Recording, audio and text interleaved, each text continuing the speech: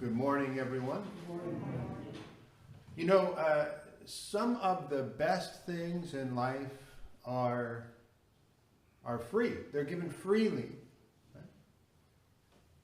Love, for example, a mother's love, a parent's love, given freely. Nothing you do can merit the love of your parents. Right? I know this. My sons, I have two sons, there's nothing that they could ever do that would ever diminish the love I have for them.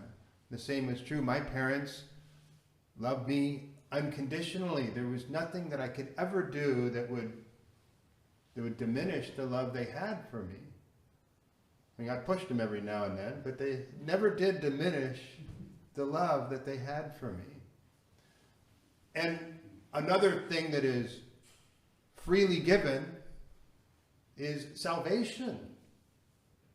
I mean, Jesus died on the cross for you, for each of you, for each of us. We can say Jesus died for everyone. He died for you individually, specifically, and for all mankind. That's salvation that is given freely. Salvation that we have through our faith in Jesus Christ by virtue of our baptism. And so this parable makes me scratch my head a little bit. The kingdom of heaven is like a treasure buried in a field. The man finds it. And then he goes and sells all he has to buy it. But isn't it freely given? Why does he have to sell all he has to buy it if it's freely given? Well, that love that my parents have for me, it's freely given, but I still need to invest in that relationship. You just don't just take love and not do anything about it, right? Any relationship, any love relationship requires an investment of time, of reciprocal love, all of that, right? Otherwise, it's really a gift that's not warmly received.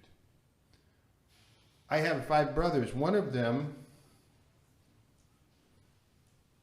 kind of didn't invest in that relationship, that love that my parents had for him. He divested himself of it, really.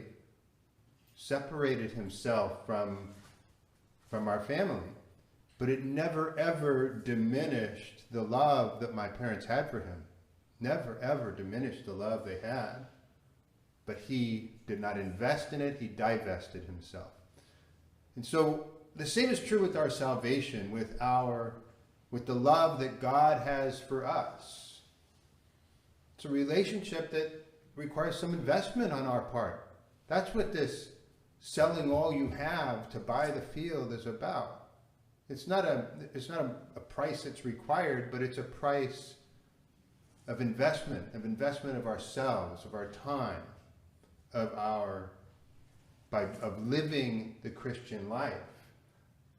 That's what selling all you have to buy that field is about. It's about living a life consistent with what we profess to believe. Consistent with the values, the teachings of Jesus. If I say I believe in Jesus and I refuse to love others, I refuse to do for others, well then maybe I'm not really as Christian as I say I am. So that's what the parable is telling us. There's a little bit of responsibility that comes with that gift that's freely given. It still requires an investment from us. So this morning, as we prepare to receive Jesus in the Holy Eucharist, let's be mindful of that investment that we have in that unconditional love that Jesus has for us, from which we have salvation.